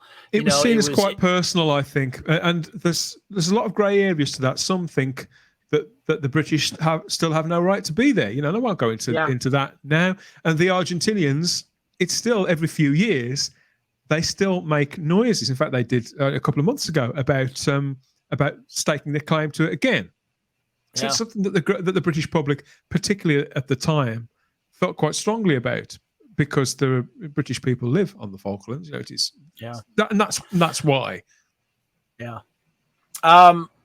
Video game. There was a video game, apparently. Dan, I got to ask you about this. A film was developed by Allegata into a Who Dares Wins video game in 1985 on the C64 platform, with a sequel, Who Dares Wins 2, following in 1986 for several other video game consoles.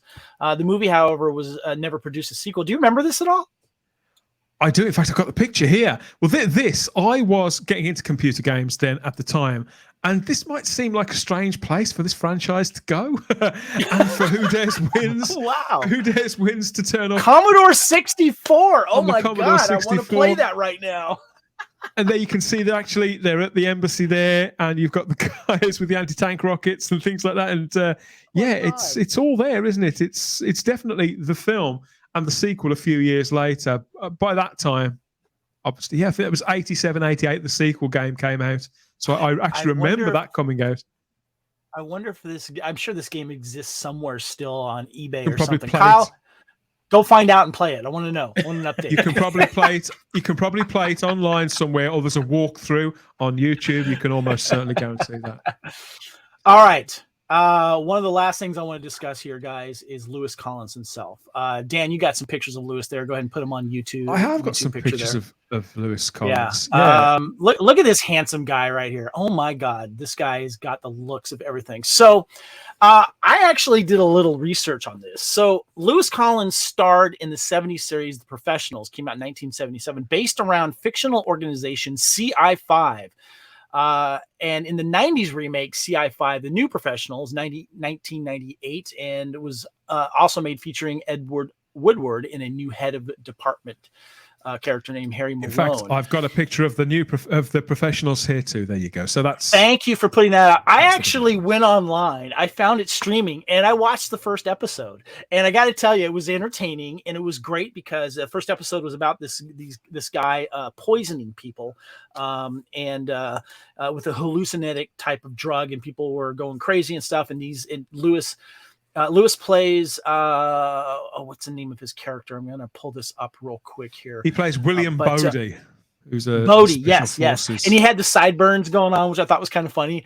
But I thought it was a really cool show for the first episode. Kevin, I really did enjoy this it. Is a great show. If you hadn't have already watched it, I was going to suggest you watch this because it's right up your street. This show was on for 4 seasons between 1977 and 83, and it was a massive series here. It was kind of the equivalent of Starsky and Hutch, but in British terms, it was even bigger. It was Appointment to View TV.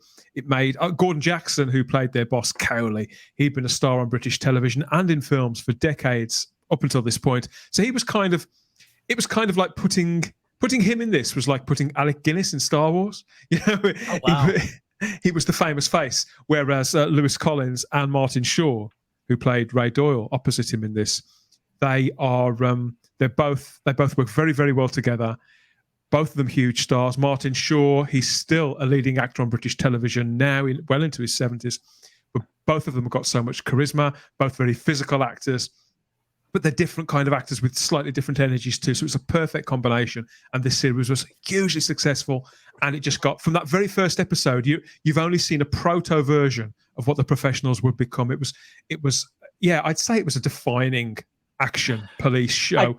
I got to say, the opening credit sequences are very entertaining because it shows them going through all their training and, sliding down stuff and action shooting sequences. The opening sequence is very entertaining. I'd cool. Urge you. I know this is not the time or the place, but I would urge you to watch more of that. It's all available on Blu-ray now too, because the series gets better, it gets more refined. It was created by a guy called Brian Clemens, who'd created the Avengers and went on to create the New Avengers with Joanna Lumley and Gareth Hunt a couple of years before. And The Professionals was sort of, it wasn't a spin-off from the New Avengers, but it was made by the same people a couple of years later, because Lewis Collins and Martin Shaw had first worked together as 2 special agents in that show. They'd noticed the chemistry that they got, how great they looked on screen, and so they created the show, not specifically for them, but to capitalize on that kind of appeal. Well, I wanted to mention The Professionals is streaming for free online. I think it was Plex or something like that. It's they throw in a couple of commercials from time to time, but it is streaming. I don't remember if the whole series was streaming, but definitely the first season. And I started watching the beginning of the second episode, but I had to stop because we were doing this podcast. But I'm going to definitely. And I know that you love Dempsey and Makepeace as well, don't you? The Dempsey and Makepeace was kind of the spiritual sequel to this. It was again created by Brian Clemens, so it's part of that legacy of shows. We'll be returning to Dempsey and Makepeace with you, buddy. Trust me. All right, so I want to talk about Lewis Collins a little more here. He started, of course, in The Professionals, as we mentioned here. Director Ian Sharp had previously directed and collaborated with the movie star Lewis Collins on 3 episodes of the series, and the TV series was still being broadcast when this film debuted in cinemas. After the movie was released, there was a lot of talk about the film's lead, actor Lewis Collins, being possibly the next James Bond. On the film's audio commentary, producer Ewan Lloyd and Ian Sharp state how they thought Collins would have been made an excellent Bond, and they were both surprised that Collins didn't become the bigger actor and star actor to play him when there was a casting change in the part after Roger Moore. Moreover, also the cast... also in the cast, Edward Woodward, who was once rumored to be taking over the role of Q in James Bond, The World Is Not Enough in 1999, but this didn't happen. So I got to ask you, I'm going to ask you first, Dan, because obviously you're closer to this. Why wasn't Lewis Collins a bigger star? And why wasn't he James Bond? He would have been perfect. Well, I think that this was down to Ian Sharp in particular. Ian Sharp, I think... The crux of it was that Ian Sharp was an upcoming director and he wanted to direct a Bond movie. Martin Campbell, who did direct 2 Bond films, GoldenEye and Casino Royale, he was also a director on The Professionals. But yet it seemed like it was Ian Sharp that made that beeline. He knew he'd probably got a lead man in Lewis Collins that he could aim in Cubby Broccoli's direction. He was still at the head of Eon Productions then and the boss of the Bond series. So they took Lewis Collins to Cubby Broccoli and said, this should be your next Bond. Now, although Roger Moore stayed in the Bond part until 1985, when A View to a Kill was released, they'd been looking to replace Roger Moore for 3 or 4 years at that point. His final film was originally going to be for Your Eyes Only. You know, they got Pierce Brosnan lined up to take it over. That couldn't happen for reasons we won't go into. Then in 1983 then we got Timothy Dalton. Yeah, well, then in 1983, Roger Moore didn't want to. He knew that he was getting too old for the part. He didn't really want to make Octopussy, so they auditioned people such as Sam Neill, and they auditioned Lewis Collins too. He did meet with Cubby Broccoli, and who found him to be, ironically, the phrase is too much of a blunt instrument, which is a line of dialogue that gets trotted out. It's actually about Daniel Craig's character. Yeah, it is bollocks. He would have been perfect for it. Because of the line that he walks. He's very Sean Connery. Could you see that, Kyle? The Conneryness in Collins. So, just off of my impressions of Collins, as far as him as Bond goes, he had the look. But I think coming off of Roger Moore and where sensibilities were at that time, I think Did a handbrake turn, wouldn't it? He was ahead of his time. If Lewis Collins would have been now, he probably would have been Bond. He would have been what Daniel Craig was as Bond. I think that's where the aspect was that they were still a little bit in that, let's have a little bit of campiness with Bond. And I don't think Lewis Collins really portrayed that side. No, he was a reconnection back to the core of the character and the direction they would go in, strange enough, with Timothy Dalton. But we've got some pictures here that were taken. Ian Sharp actually had these pictures taken as part of his campaign to get Lewis Collins cast. He took Lewis Collins to the same tailor that had kitted out Sean Connery and George Lazenby when they went for their auditions. So they went hard at this. These were all special photos that were taken for that explicit purpose of selling Lewis Collins to be the replacement for Roger Moore in the James Bond series. Go ahead, Kyle. I just want to think, I think maybe another reason too is because maybe Lewis Collins wasn't as known to the American audience at that time, and especially in the 80s. I think that was a lot more of a big deal. And I think Timothy Dalton was a little bit more known to American audiences too, and I think that did play in an aspect there as well. don't get me wrong. I love Timothy Dalton. I know a lot of people don't, but man, I would have loved to have seen Lewis Collins make a Bond run here because I don't know. Maybe let me ask you this, Dan. Maybe he didn't have the Bond humor and charm. You know him better than I do. You've seen more of the episodes of The Professionals. Could he have had that humor and charm that we didn't? I mean, we got a little bit of that in this movie, Who Dares Wins, the final option, but he was really serious in this. Could he have pulled that off? Yes, he wasn't as broad as Roger Moore. Roger Moore turned that whole side to Bond up to 11. In fact, I think he kind of invented that side to Bond. Nobody had done it before. And Pierce Brosnan could play on those strings when it suited him, but I don't think either Brosnan nor Craig have really touched that since. Whereas Lewis Collins, I think, is somebody who would have grown into the role. If and when you see more of The Professionals, there's a lot of, I wouldn't say a lot of humor, but there are drizzlings of humor in that. But it's a different kind of humor. It's a more sort of, they're wry asides. They never even go so far as to be wisecracks, but I think it comes from the actor's humanity. And after extended time in any role, obviously you're able to play on more strings. And I think that's what we would have found with Lewis Collins, potentially filling out the whole Bond identity. Okay. Let's go past the Bond, the what if Bond thing. I want to ask about Lewis Collins. Why wasn't he a bigger star? He had in this movie timing, I guess, because I'm looking at his IMDb. I'm looking at his IMDb here. After Final Option, the Professional series still was running and going on there. And I'm looking at some of the stuff that he's done here. He did something called The Commander. He played Major Colby. He was in the Jack the Ripper miniseries. He played Sergeant George Godley. He was in some other stuff here, but he stops in like 1999. And he hasn't done a lot of series. He did the Grimleys. He was in the Tarzan TV series. The last thing he did was The Bill, where he was in one episode, I guess. We lost him, unfortunately, in 2013. He died in Los Angeles, apparently. But, Dan, why did he just not pick the right roles? What's going on here? I think it's all down to timing. I think by the time he'd finished on the Professionals, he may have been, because that show, I cannot emphasize how big that program was here.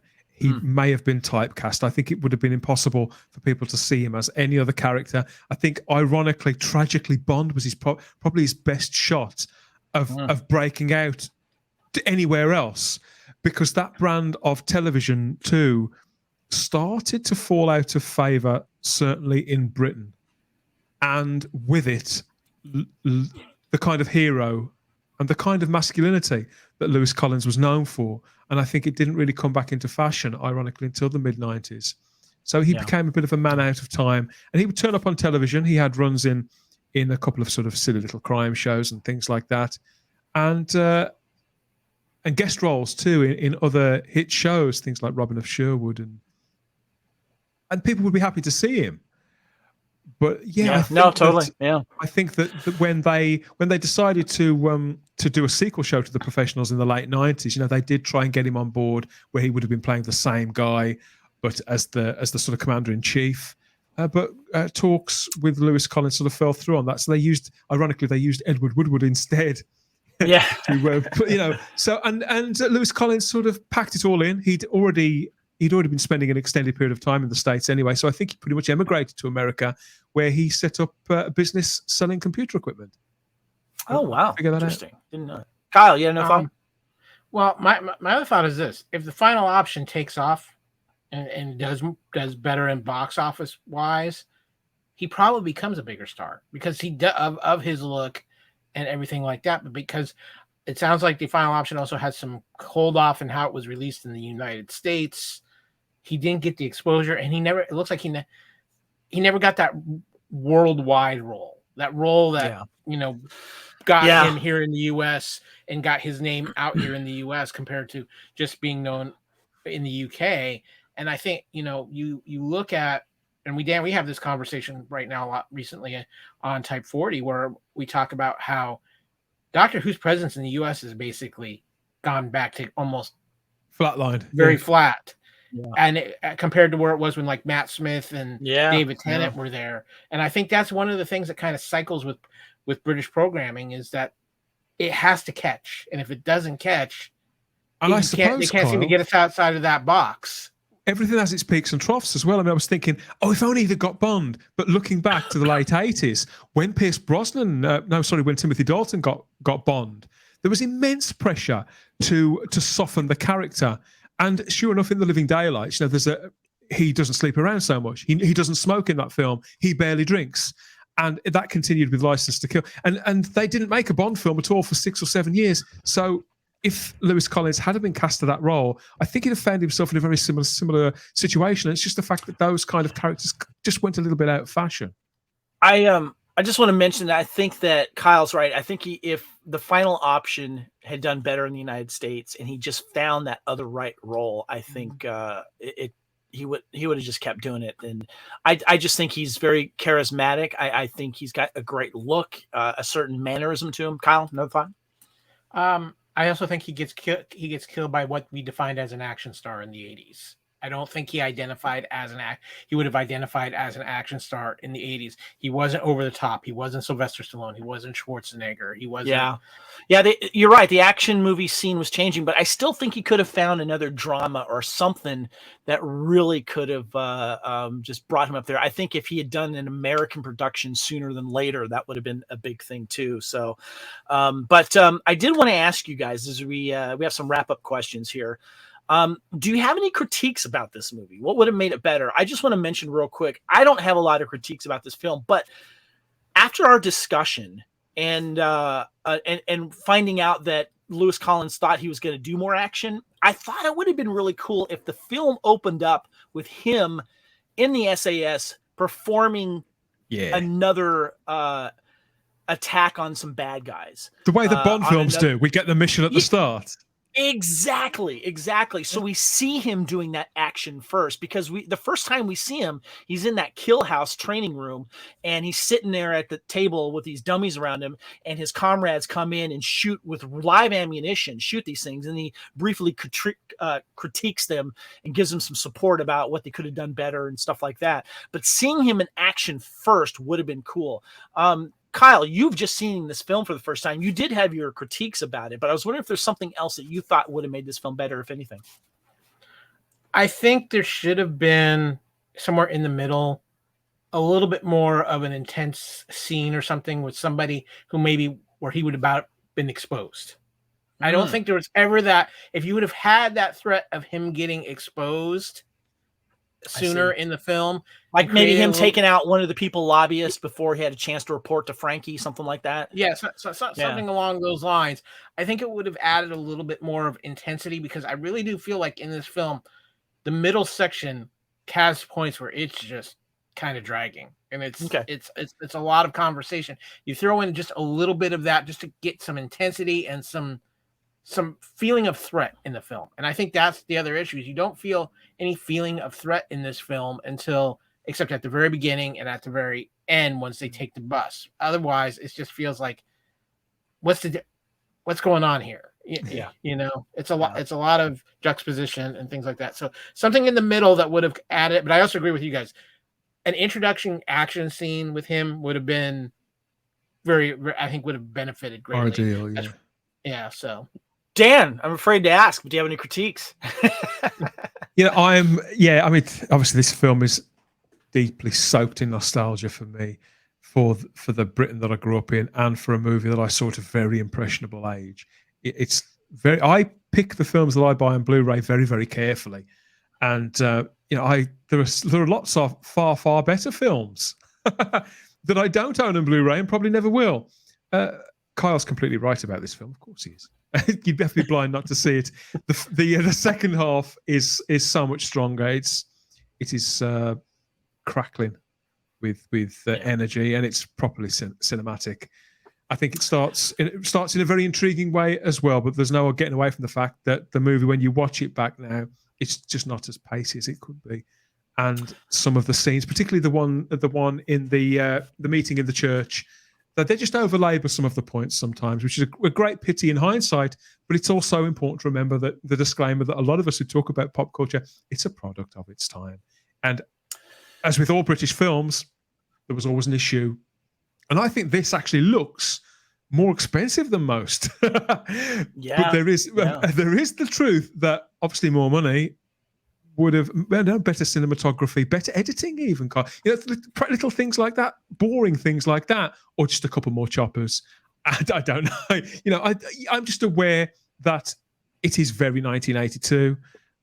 Having said that, I think if you showed it to some people as a curiosity, I think people would get a lot out of this film in here and now. And yeah, I think it's still engrossing. There's a lot to recommend it. Though obviously with that sort of caveat that this is the early 80s. It's very, very British. Well, that kind of gets into, I think you just answered one of the final questions there, is your final thoughts on the film. That was well said, Dan. Kyle, do you have any final thoughts on the film? Again, I think it's a great time capsule film. I think it really does do a good job of capturing the mentality of where people were at that time, especially with the terrorism and the nuclear threat and things like that. I think there's a lot of movies that have probably handled across the board through the entire run of its movie better. This movie just gets you. This movie can take you out of it because of how slowly paced it is in the middle of the film. And there's some editing choices that I don't know were the right thing, because in the beginning it has some very quick jump edits that kind of like, what's going on here? But you add in the exceptional work with the SAS and that aspect of it. I think it's a watchable film. I think it definitely can. You can say this, and like I said earlier, I think for me that when I watch this, I say it's a totally different experience if you were alive during that time to where if you're watching this and you're seeing it as something that's history. And I think it's two different experiences, but I think it's interesting, and I think it's an interesting movie in the aspect of you have a star that probably should have been much bigger, and for whatever fate, whatever reasons, it just didn't happen for him. Yeah. Well said, guys. This, like you, Dan, this film is nostalgia for me. And one of the things that I really like about it is that it's a stamp in time that reflects what was happening in real life. I mean, this is inspired by an actual event that's happened more than once, with terrorism on the rise. And that's what was happening in the 80s. And this was scary to us. This was new to us. And seeing our military force, whether it was not necessarily ours at the time, but seeing, and I got to be honest with you, I felt proud for the Brits because of this film. I love the fact, that the US and the Brits were working together at this. They were great allies. And seeing this on another's level outside of the US, I found absolutely fascinating, and I still do. And I have great respect for them as a service. And knowing more about the Navy SEALs here in the US and how feared they are and the training that goes into it, I can only imagine it's on the same level. And I love the fact that you've heard stories about allies and their special forces working together in hostile wars and conflicts together. When the Iraqi war was happening, you heard about the British working together with the US, the Australians coming in, the French coming in, working together on this thing. And this is the type of movie that was opening my eyes to not just what we saw growing up when I was a kid. You saw the Westerns, you saw the World War II aspect from the American point of view. You would see little things here about working with the Allies. And I was and I still am a big fan of history, especially when it comes to World War II history and the Allies coming together, against the Nazis and stuff like that. So seeing this and seeing the Brit side of it, I found fascinating. And it made me want to actually go to England and do some sightseeing, even though it was like not a good time. I was going to wait a little bit, and I did.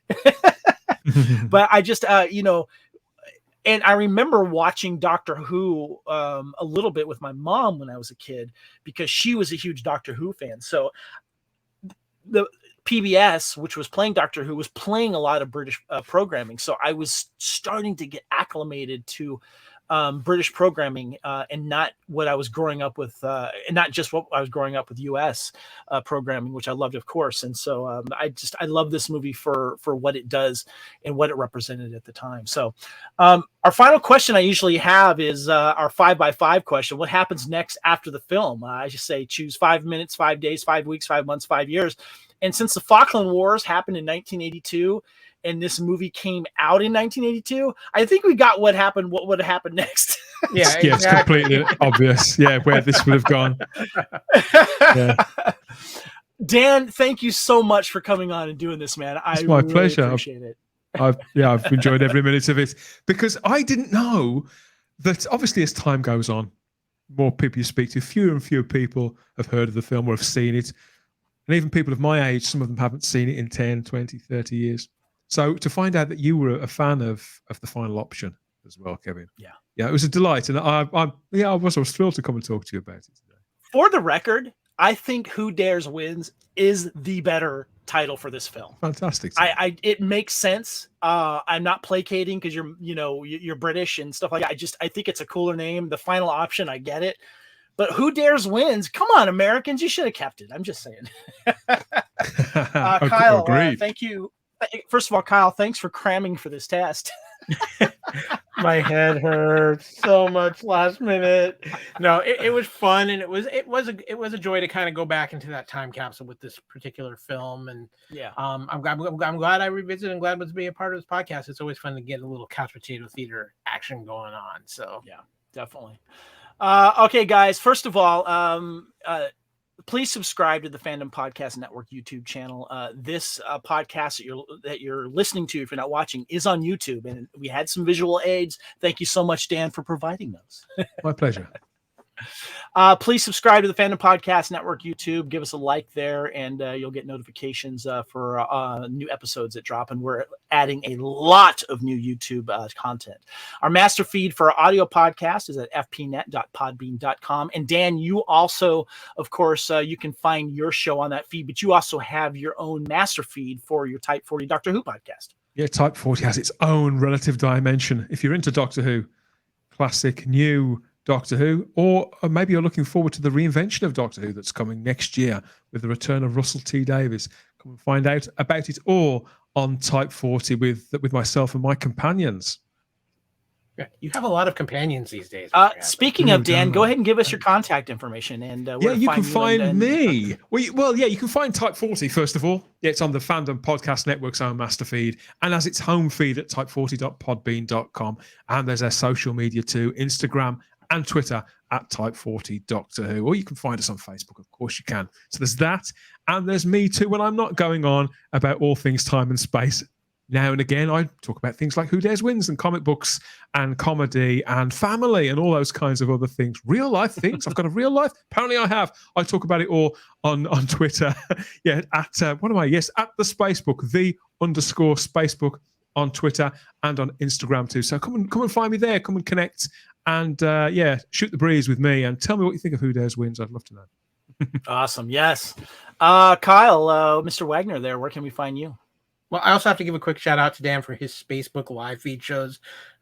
He puts them up on his Spacebook Facebook group, and they are awesome. They're covering all kinds of things of pop culture, and he's got a great cast of characters over there. So he's done a phenomenal job building it up there. But you can find me on social media, on Twitter at @KyleW, on Instagram at @KyleFandom. Of course, I'm always hanging around the many different Facebook pages for all the great shows on the Fandom Podcast Network, including the Fandom Podcast Network's main page, where we try to keep you updated on all the happenings in fandom.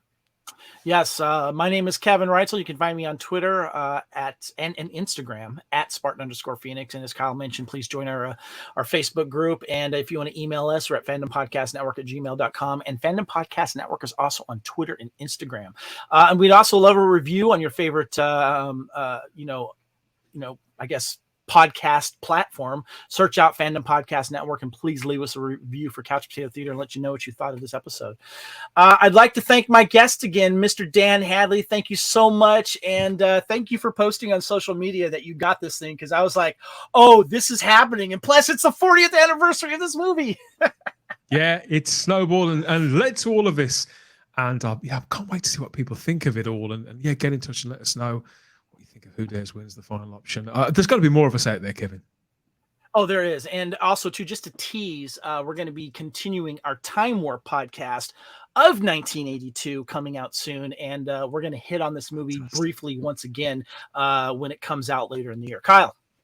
I just want to say we don't salute much around here, but if you wave, we'll wave back. So